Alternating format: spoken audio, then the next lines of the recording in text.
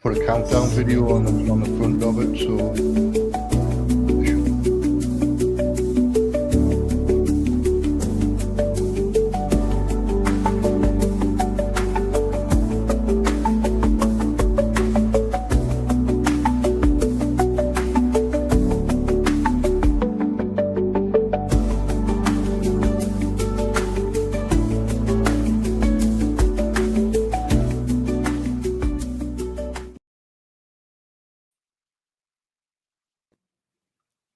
All right, welcome to Free Association from my living room today, not from the bedroom.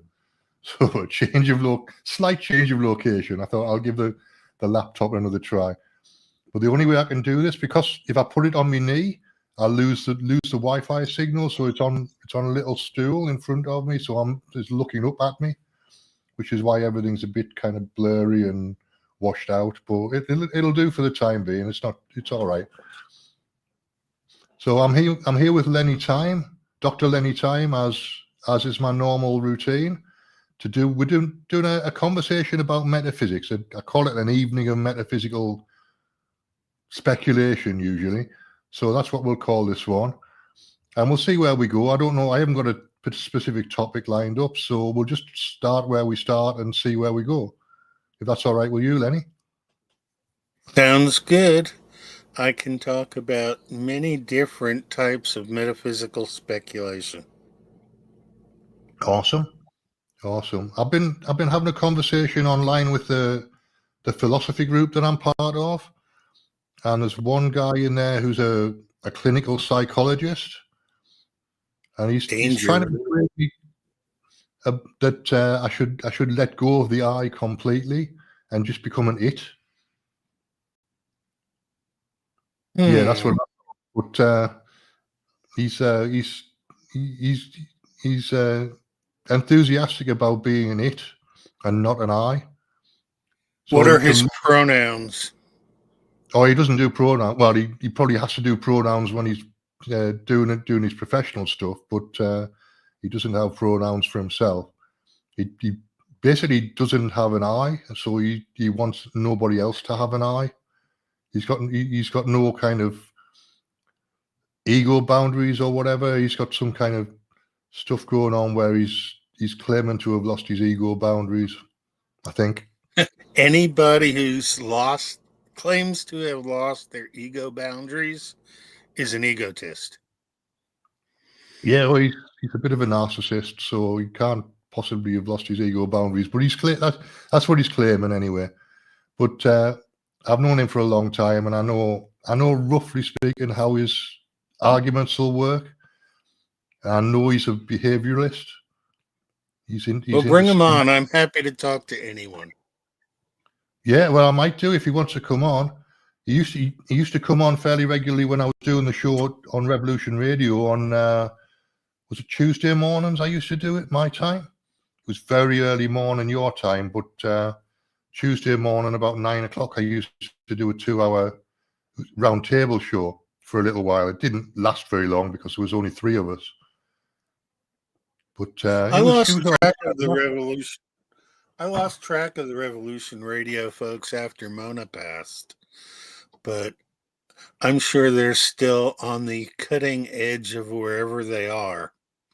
Good luck to everyone there.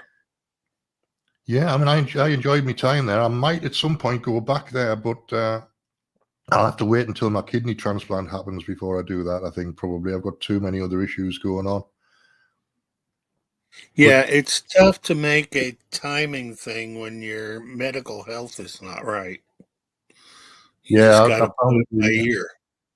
I found it really difficult towards the end when I was starting to get sick. So in the end, that's why I had to leave, because I got taken into hospital and lost my time slot because I wasn't showing up. Even though I told them I was going to take a break, but I didn't know I was going to end up in hospital. I was just going to take a couple of weeks break. But anyway, it's by the by. It is what it is. And yeah, I might still go back there at some point when I'm a bit healthier and my concentration's a bit better. Apart from that, go ahead. Go ahead, Lenny.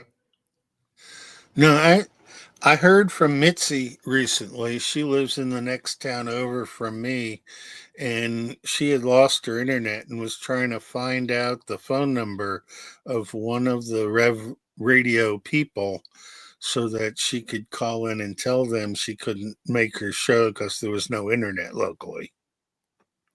Right. Yeah, they seem to need to have everybody turning up, despite the fact it's all quite repetitive on there. I found it difficult not to repeat myself over and over and over again. But I mean, I managed. But when you're trying to fill, and well, I was only doing an hour. Everybody else was doing 2 hours. But to me, it's quite difficult just to fill 1 hour without repeating yourself, let alone 2. Especially if you don't have somebody to chat with on the show. If you're doing a monologue, pretty much when I do monologues, I just go and ramble. And I don't worry about where I ramble to. And I always try to loop around back to finish the conversation. Although I'm Yeah. sure many of my videos have open-ended stories going, because sometimes you just lose track of what you say and you don't remember what you said until you actually watch the show. But I always surprise myself in what I say, and I can be wrong about things. Just because I have an opinion on something doesn't mean it's the gospel truth. But sometimes I like to play along and be the devil's advocate and just give somebody a hard time so they can explain themselves more clearly. And usually it doesn't work that way. They explain themselves less clearly because they repeat what they just said instead of actually explaining what they meant. Yeah, people tend to think that if they're using a different language, that's explaining something, and it's doing is repeating the same thing in different language. Yeah, words have meanings that are well defined, but we've been speaking English long enough that just in our times, there are words that have been through 3 or 4 different meanings. So you go back and you find an old dictionary from 150 years ago, late 1800s, and none of the words mean what they mean now. So language is an evolving art form, and being able to get your audience to understand what you say takes some skill and merit. But it would be nice to have a universal glossary that people could add to when they are questioned on what they mean in the meaning of a word. Because I don't speak to a lot of people and I have my own form of language. And somehow I manage to use a lot of words that you're not supposed to say anymore because it offends somebody, like my pronoun conversation with you a moment ago. People people are upset if you don't use their proper pronouns, but if you don't bother to ask them what their pronouns are, then they're even more upset. And I just would rather not talk with upset people. Yeah, I mean, ultimately, I've been speaking to people for years and I don't even know their names, so I don't know why pronouns would be an issue. My neighbours I've been speaking to for 5 years, I've only just found out his name and I forgot it straight away. Yeah.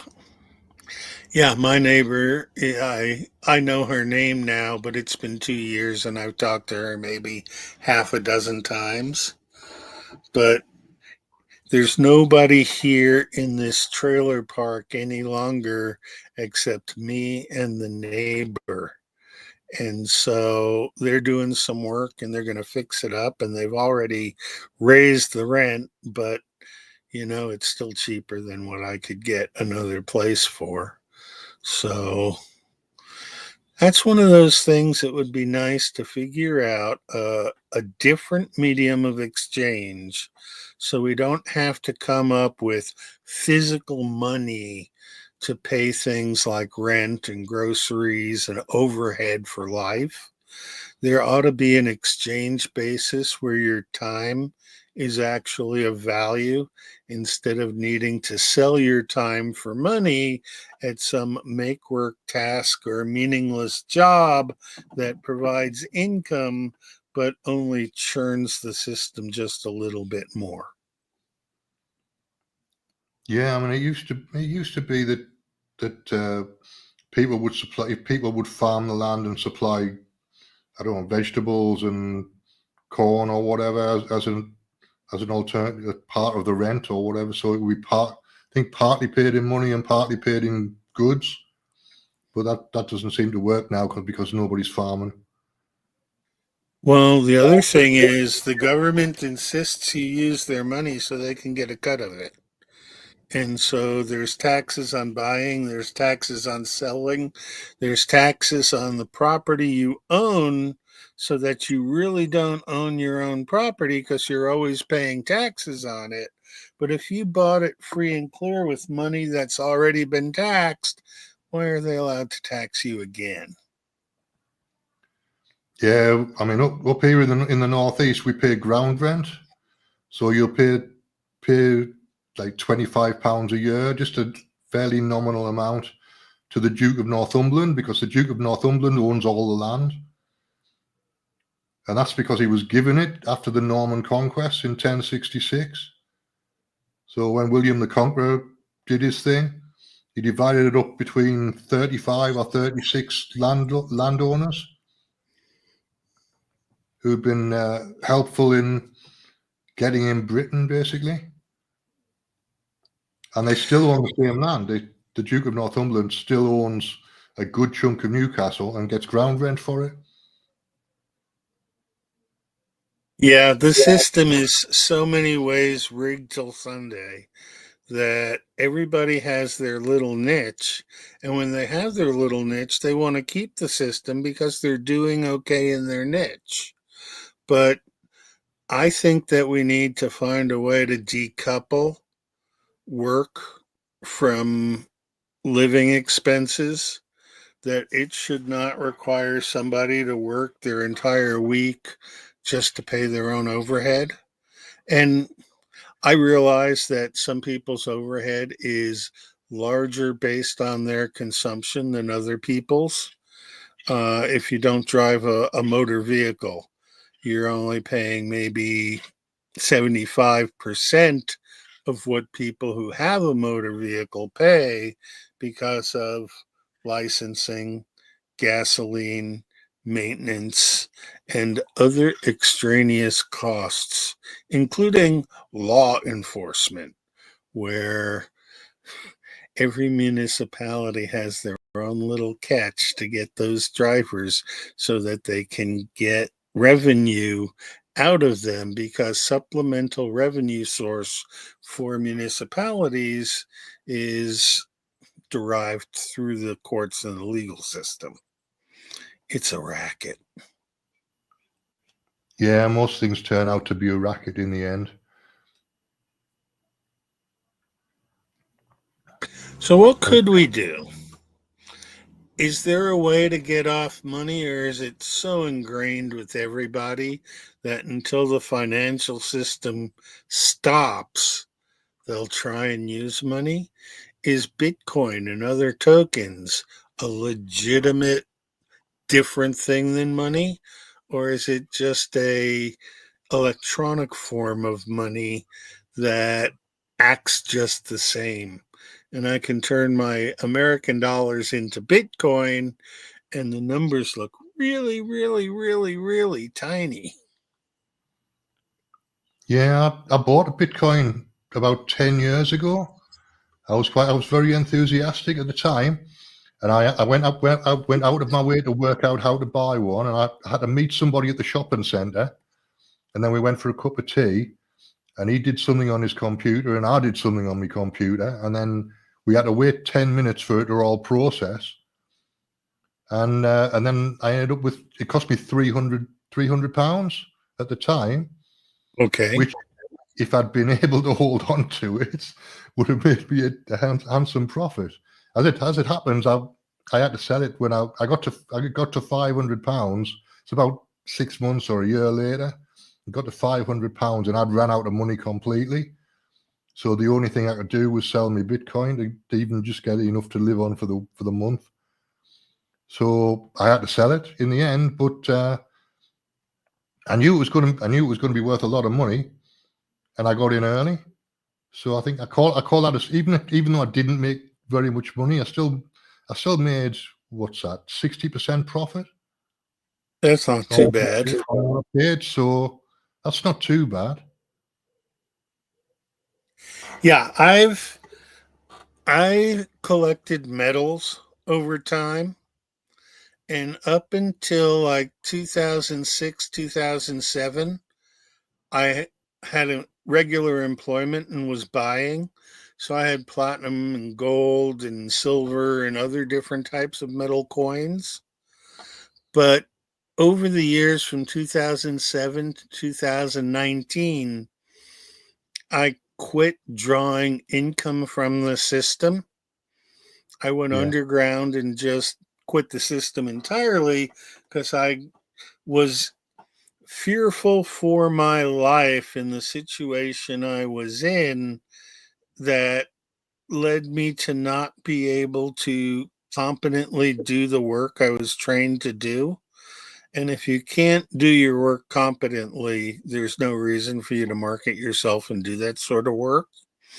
But it would be nice to not have to work for people in their 20s, 30s, 40s and have time to think about what you want to do and be able to do it, rather than having this thing called retirement at the end of 40 to 50 years of working, where your physical body no longer holds up to the durability required to do anything.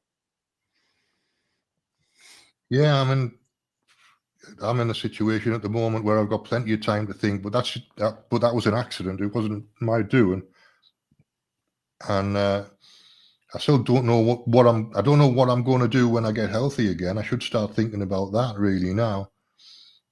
You're a radio broadcast host.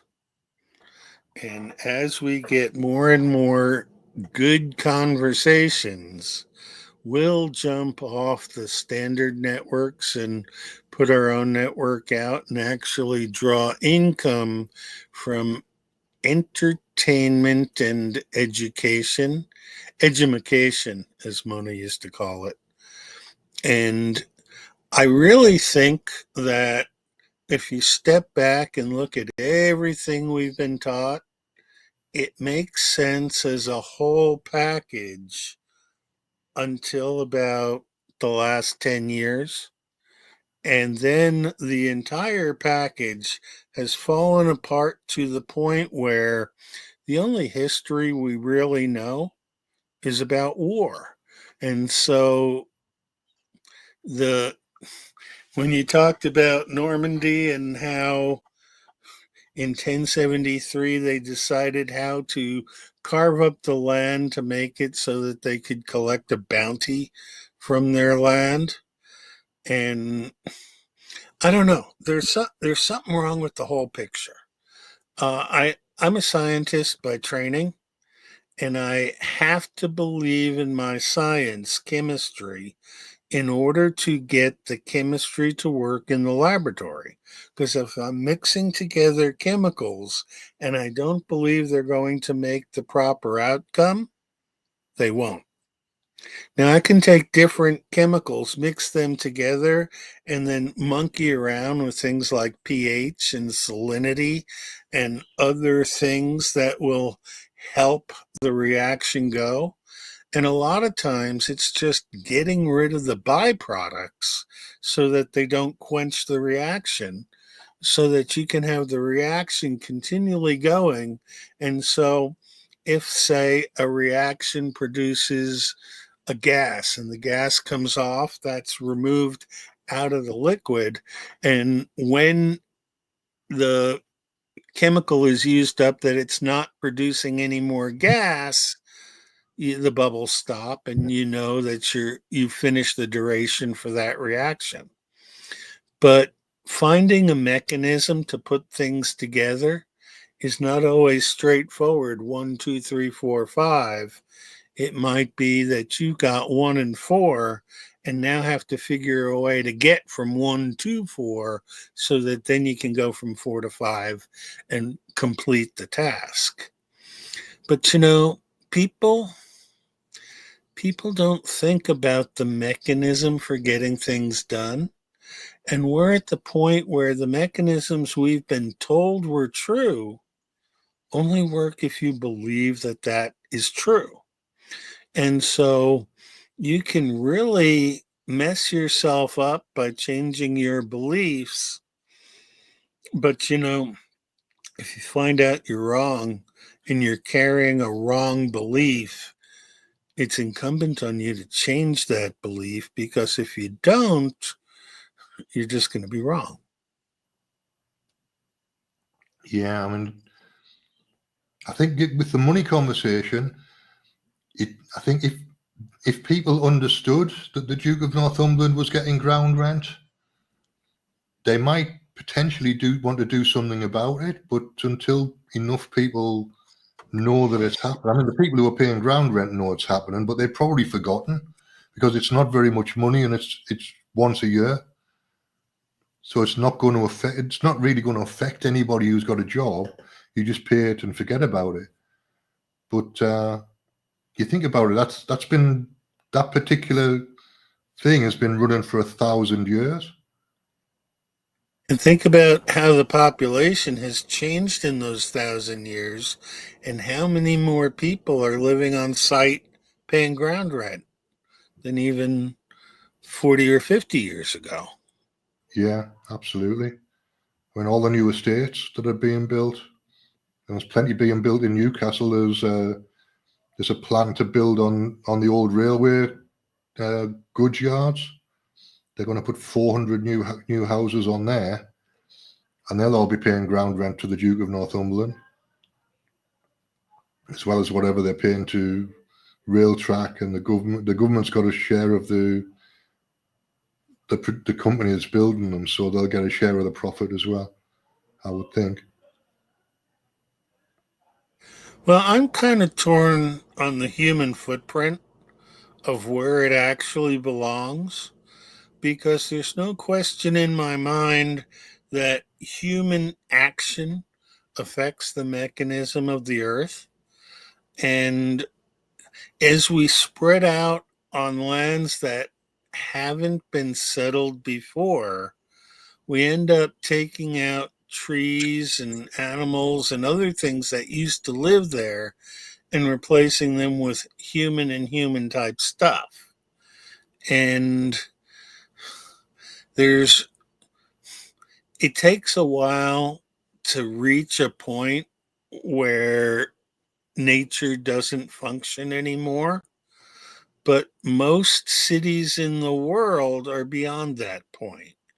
And so you might have a little bit of nature in a park, or someone who's got a land base, but there really isn't the space for agriculture in urban areas. And if all the people from urban areas suddenly decided to go to rural areas and try to grow their own food, that would not work. And so, in Newcastle, we've got the town moor, which is owned by the I don't know who it's owned by. It's owned by a particular group of people that have been around for hundreds and hundreds of years, basically. And they've got cattle on there, they've got cows on there, and horses, and they do events during the summer. So we've got Robbie Williams coming up, and the Kings of Leon are doing a gig there.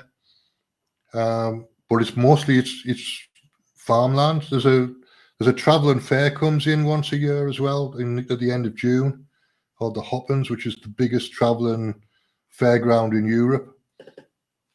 And it's basically all the little fairgrounds from the whole of the Northeast in one place for a week or 10 days normally. That's the week it rains from start to finish. It's horrible. It's full of screaming teenagers as well. We have a rodeo here in our town, and it takes place April, May. But everybody in the area gets real excited and goes out and spends lots of money to watch people tackle cows and ride horses pretty and do things like barrel racing. I don't know. I guess humans need a degree of danger in their entertainment, or else it's not real. So, Yeah, rodeo, I'm not into rodeo too much. I've never been to a rodeo. They used to do the nearest we've got is like farming fairs where they would give prizes for livestock. We've got those, or we had those when I was a kid. I remember going to one in Sedgefield, wandering around and coming back with a duck egg, and then just it went under the sink, and I refused to let anybody chuck it out until it hatched. Because I think it was about never hatched, no, but I kept it under the sink, waiting for it to hatch. Funny how that works. Yeah, I've had a farm for 15 years and raised different animals, and most of the farm animals are pretty much domesticated. They're used to being fed. They're not out foraging for themselves. There's usually a dog or a llama or something taking control of the area of land to run animals that don't belong there off. And the wild animals, we occasionally get deer coming through. I once had a mountain lion rip apart 6 baby goats, which really it blew my mind and blew my enthusiasm for farming. Right. But what can you do? We set out a camera the day after the attack and found the mountain lion came back to try and get another carcass and drag it off. But that's how we knew what it was that made the attack.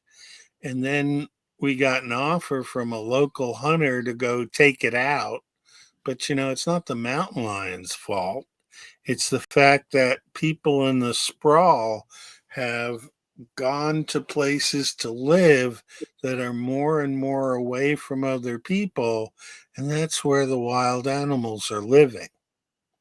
Unless, of course, you're talking about a zoo, which is its own dysfunctional creation. Yeah, it's an overlapping territory. Basically, the humans think that it's their territory, and the mountain lion still thinks it's its territory. And the mountain lion doesn't really draw borders. It just extends the borders as far as it goes. And wherever it is, if it finds something edible and it's hungry, it'll eat. Yeah, sounds perfectly sensible to me. But if you're on the receiving end, it's probably not. Mountain lions will go after small children, but only rarely do they go to populated areas. They're more looking for things that are easy to eat. And animals, it seems, have a system where when you get old and start slowing down, your pack sort of groups you out. And so the elder non-mobile ungulates, deer, elk, those sort of things, when they're traveling in herd, will leave a few behind the pack. And if a mountain lion or some other predator comes, well, it's their honor to serve the pack by becoming the meal for the mountain lion so that it doesn't take the young uns or the women, the female ungulates. But I've looked at animals and how they think, And I'm certain they think the same way humans think, and that we really degrade our animals when we don't have them on a one-on-one relationship where you're actually talking to them and they're responding to you. I'm talking Yeah. about cats in this case, but dogs do it, and even wild birds. I have a bird feeder, and I can talk to the birds and they'll talk back. There's this one bluebird that likes peanuts, and so we have learned to put peanuts out, and it doesn't seem like anything other than this bluebird is eating the peanuts, but hey, it's a very sociable bird. Yeah, I used to have a lot of conversations with sheep when I was a kid. It was a road I used to walk down to an old limestone quarry when I was avoiding going to church usually. So I would just go for a walk, and it was roughly the time to get that took me to get to this limestone quarry and back was the time the church service would take. So it means I could sneak back and nobody would notice that I hadn't been in there. But I A used few to, people noticed, but you didn't I used to- notice them. yeah, on the way I used to talk to the sheep, and the sheep would come over and have a conversation with me. Sure, they're very personable. Most animals are. When I worked at the zoo, I once had a conversation with a rhinoceros where I was fixing a fence and it came up to look at what I was up to. So I was there just fixing the fence and talking to it. And boy, did I catch holy hell from the animal keepers afterwards about being that close to a big animal. But Right, yeah. I never felt threatened at all. And it was my responsibility to make sure the land was okay. And so if there's a broken fence, you can't isolate that from the animals, uh, except by putting up more fencing. Yeah. So I just was on the other side of a chain link fence and just paying attention to the rhinoceros and talking to it. And it seemed happy and it wandered off, and I went back to my truck and drove away. Yeah, I think they respond. Well, I don't know. Don't know specifically about rhinos, but certainly dogs and cats respond to your mood, your tone of voice more than anything else. I've had conversations with a Jack Russell that belongs to a friend of mine, and his actual owner died, and he was taken in by this friend of mine. But he was in shock basically. He was grieving for a long. The dog I'm talking about. Everybody else Yeah, was grieving, I but got that. the dog particularly because he'd been with this guy for his whole life. So he was very much in shock and grieving. And I did some Reiki for him, and he responded to it. So I was talking to him while I was doing it. Ended up with him on my lap every time I went into the bar. This dog would come up and say hello, and I'd pick him up and stick him on my lap. And Yeah, just have a chat with him for 20 minutes because all he wanted was somebody to talk to, I think.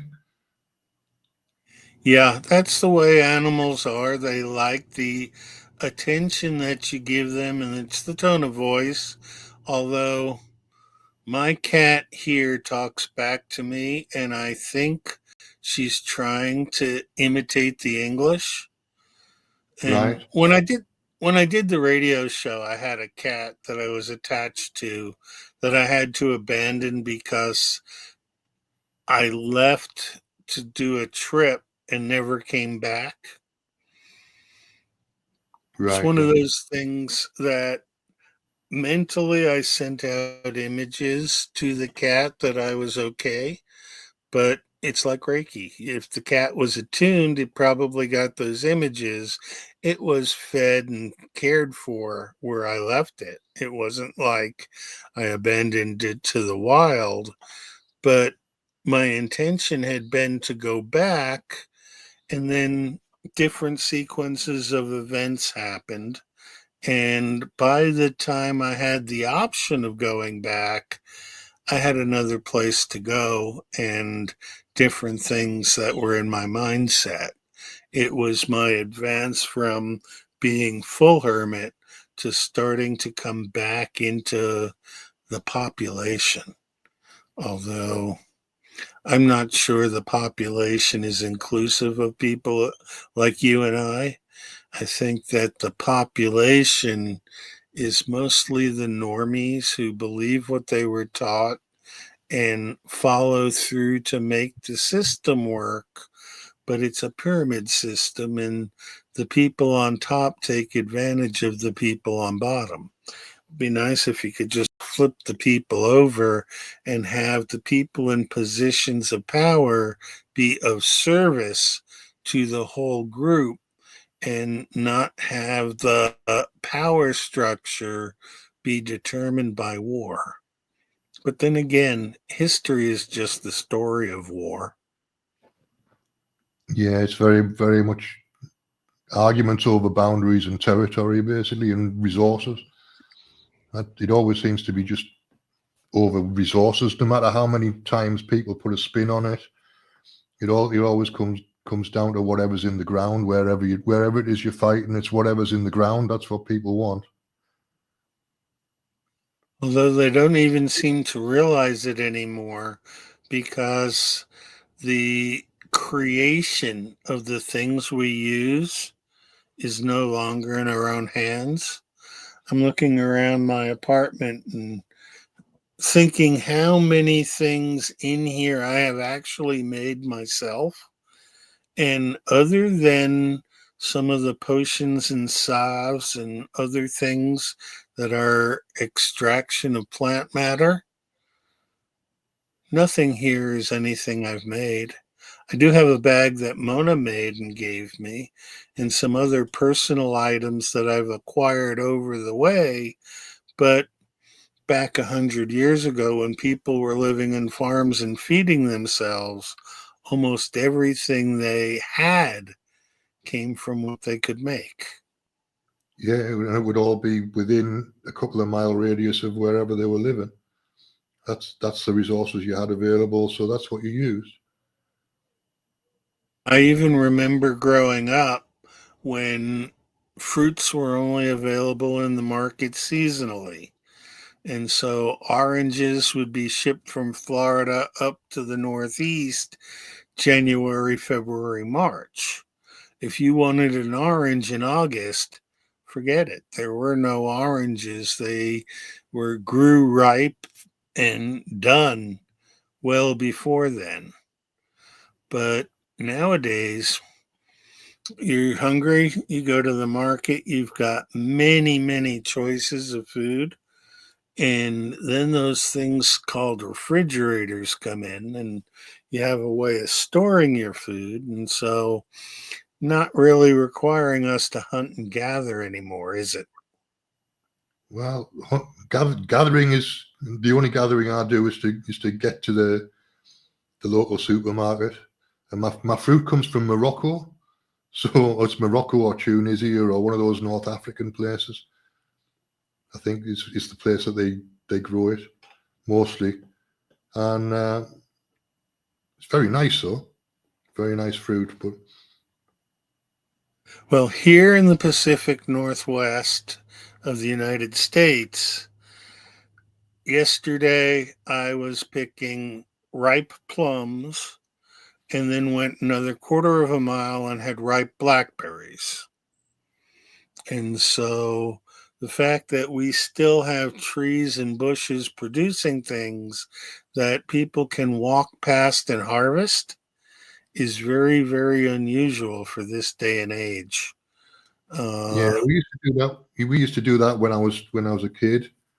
We would walk down to my grandma. My grandmother lived in a village about 3 miles away, and the walk there was a lot of hedges and woods on the way. So we would always, like when it was blackberry season, we would always come back with a bag full of blackberries.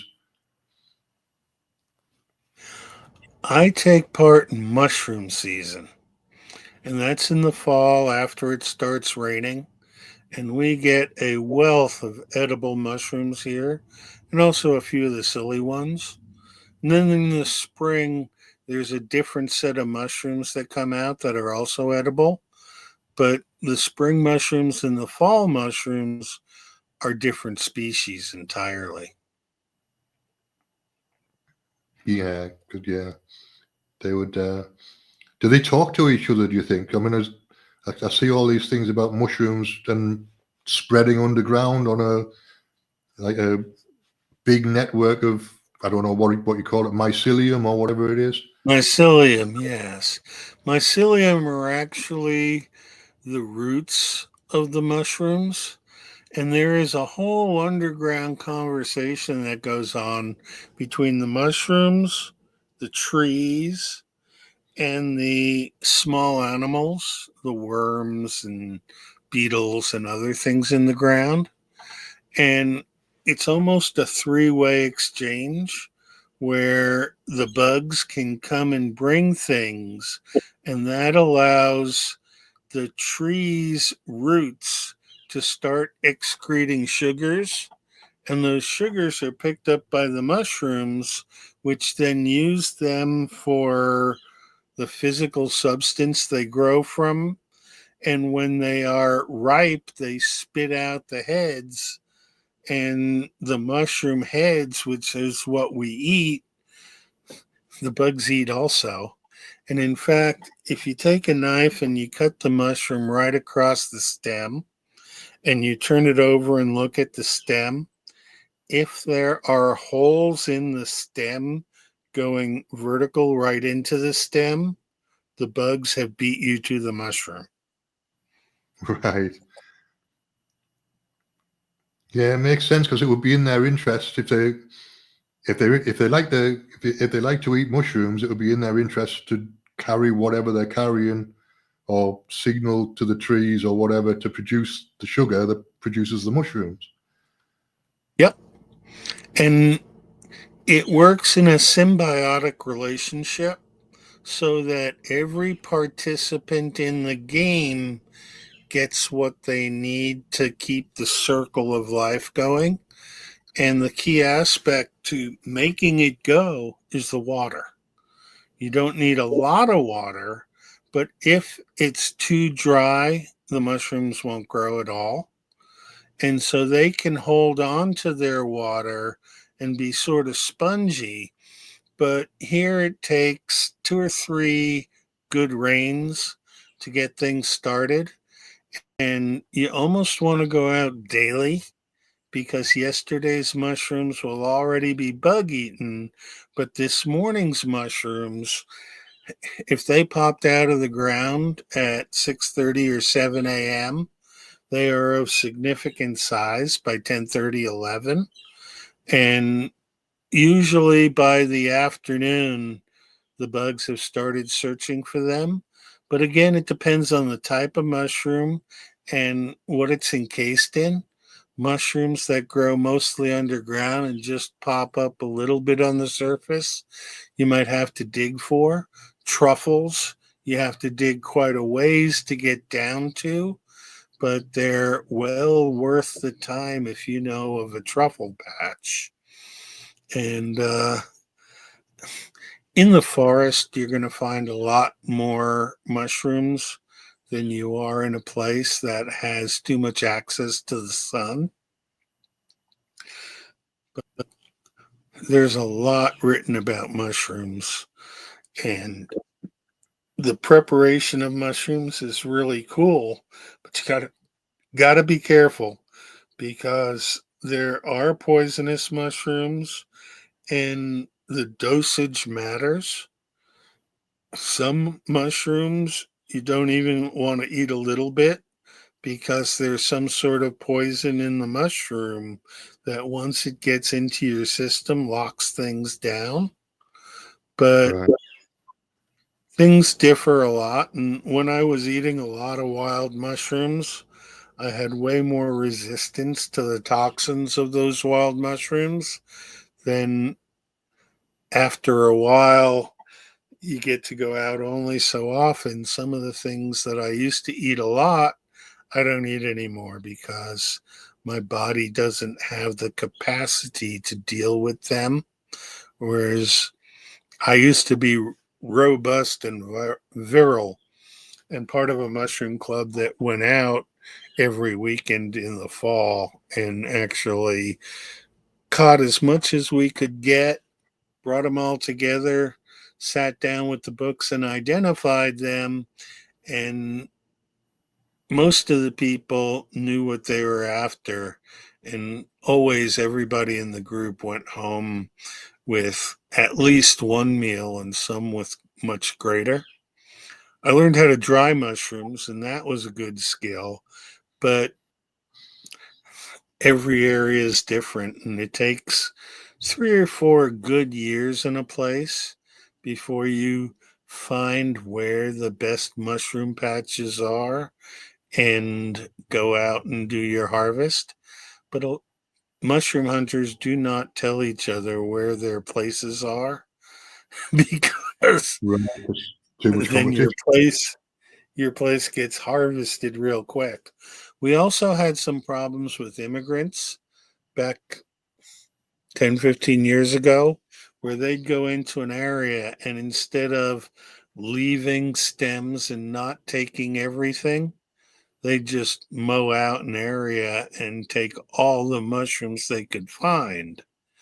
And part of it was culture, part of it was money. And it would be nice to be able to separate the culture from the money in all different streams. I I do not think that is possible under the relationship we have currently, but I don't know. It just bothers me when I found out that the banks can create the money out of thin air and loan it at interest. I have no fondness for the money system that is that imbalance that people who have money get free money and people who don't have money have the cost of living burden. That's that's a very rude game that humanity plays with itself. Yeah, it's an exponential thing, isn't it? Just as soon as you've got debt, you get more debt, and then you get more debt and more debt and more debt. But if you stay neutral or you go a little bit positive, as soon as you've got savings, you've got more savings because you've got interest on your Well, the savings. other thing is they've taken certain professions and made them super highly paid by not giving their services unless they extract their paycheck. So the medical profession, the legal profession lead the way, but actors and athletes, I remember when actors and athletes made regular pay like teachers and plumbers and had to work in the winter when it wasn't baseball season, all the baseball players had jobs. Nowadays, the average salary in Major League Baseball is over 7 digits. And Yeah, yeah, just because somebody is good at a sport, it's the structure that has us paying for the entertainment that is the problem here.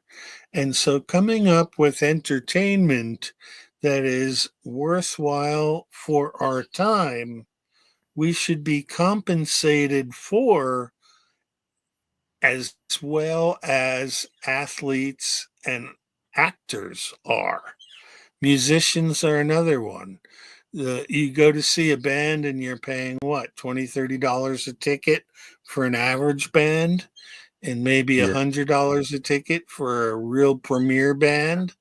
And you look around in the crowd and there's a couple thousand people at $100 a pop, and you figure, all right, that's 200,000 on this concert alone, and they're doing a tour with 10, 20 concerts.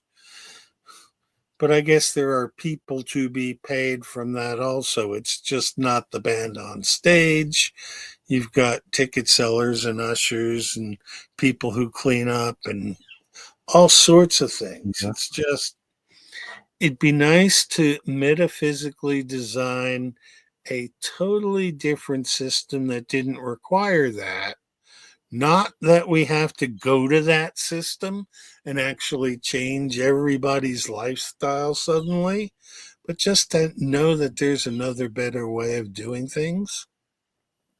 Yeah, just to have a model of a system that doesn't involve money.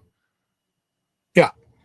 And it's something that we could LARP, do a live action role play on. And at the community level, it could be worked out. I know some places have had their own local currency, and that has worked for a while, but those local currencies don't work when the high end people won't accept them as payment, and the baker has everybody paying for bread in local currency, and suddenly he can't get the flour or the butter he needs because they need payment in real dollars, real currency for the area, that so that they can buy the services or goods from people outside the area. So Yeah, I mean, there used to be, I don't know whether this still exists, but there used to be a local exchange trading system in Newcastle, which is just a barter system, basically. And for that, I mean, you need something that's effectively got all the things that have got symbiotic relationships. If you made a list of all the things in the town that are related to each other as part of the same process, then potentially you can pay people from the result of the process because they've contributed to the process. So it doesn't even need yeah, to be a good at the end of it. As long as there's some record of a contribution, then you would get some kind of share of the end result. that would be interesting to work out and see how that works just on paper and set it up as a live action role play. Because if all the players in the game represent players in the outer game, and I have bananas, I have a banana place that I can grow them in my home in Guatemala, and I need to import things like wood because there's no trees in Guatemala anymore. So I can trade my bananas into the exchange and out of it maybe get 2x4s. Yeah.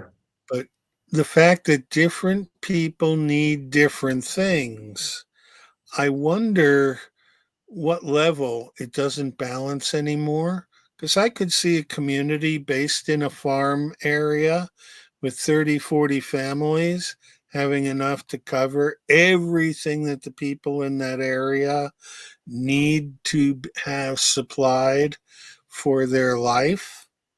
But it's the exceptions and the extra costs that'll do you in. And nowadays, one person gets sick and needs hospital care, and all of a sudden, hundreds of thousands of dollars are no longer in your community, and they won't take the local currency. No, Maybe no. that's the trick. Figure out how to do the local currency.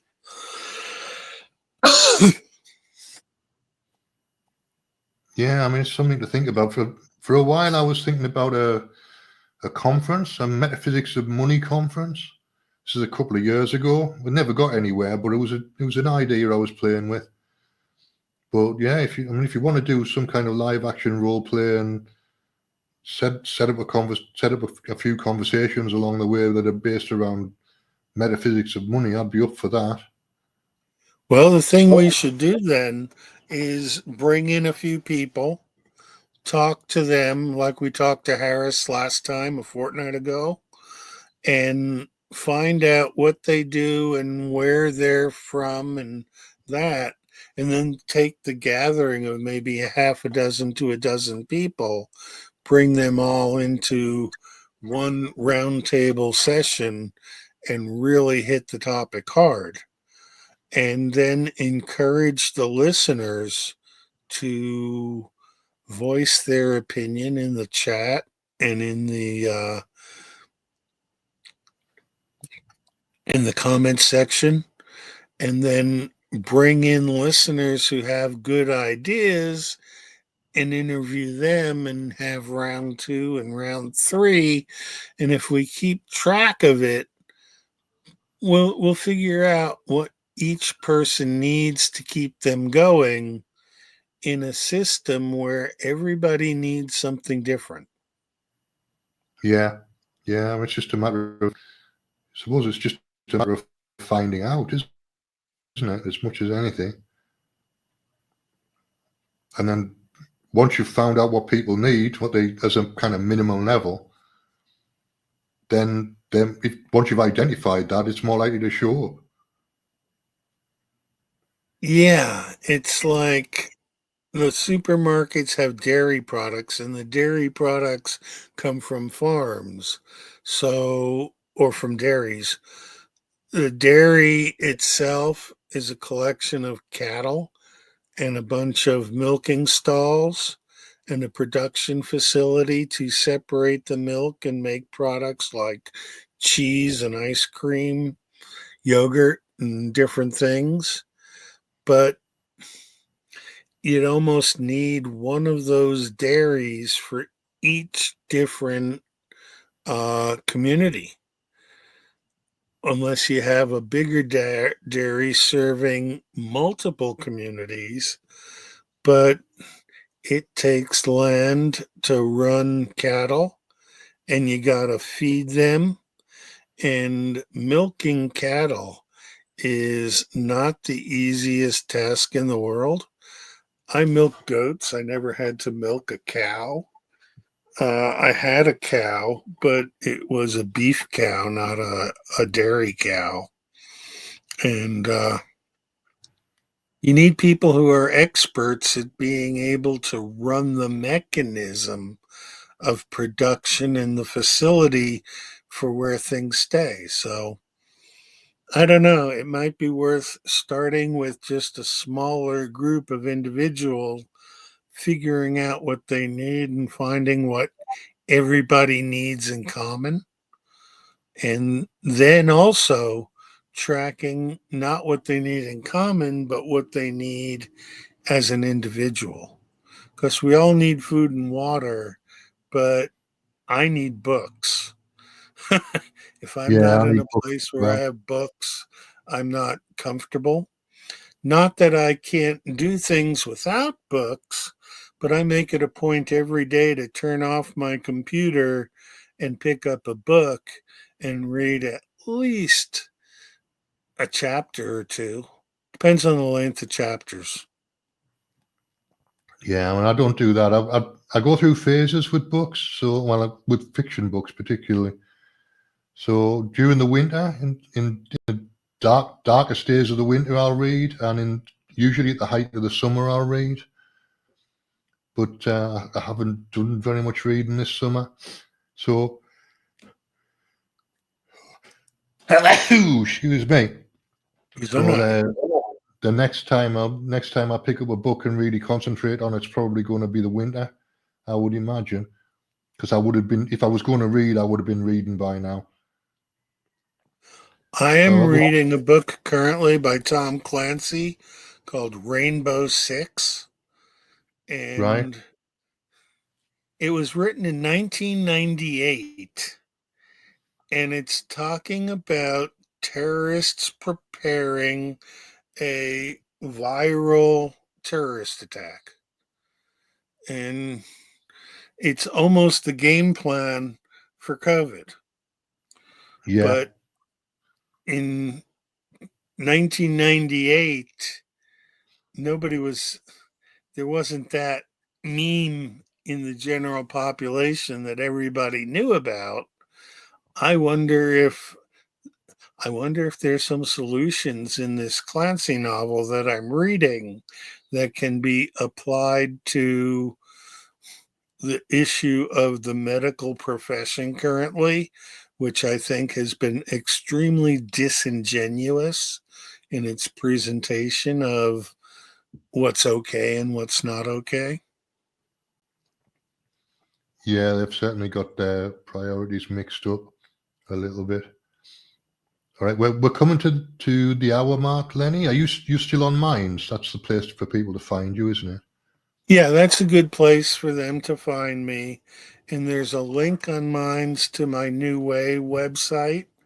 But the New Way website has a blog that I blog 2 or 3 times a week that is in the language that I have sort of created.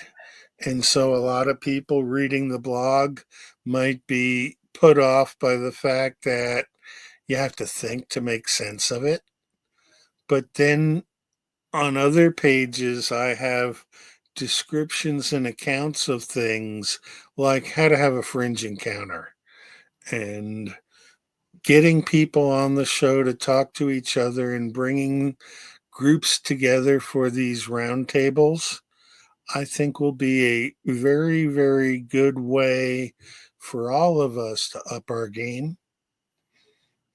Yeah, I think it's very much a conversations is where everything starts. So if there's any good ideas floating around, they're going to come out in a conversation, whether it's 2 or 3 people or 4 people or however many. Usually 4 or 5 is about my limit for when there's people, but I'm good with a group of 2 or a group of 3. Yeah, I thought with you, me, and Harris last week when I went back and watched it that I was talking to you and then I was talking to Harris, but it wasn't, the group conversation didn't flow real well. I should have stopped talking and let you guys talk to each other a little more, but that'll be something we learn how to do as we bring people into the group.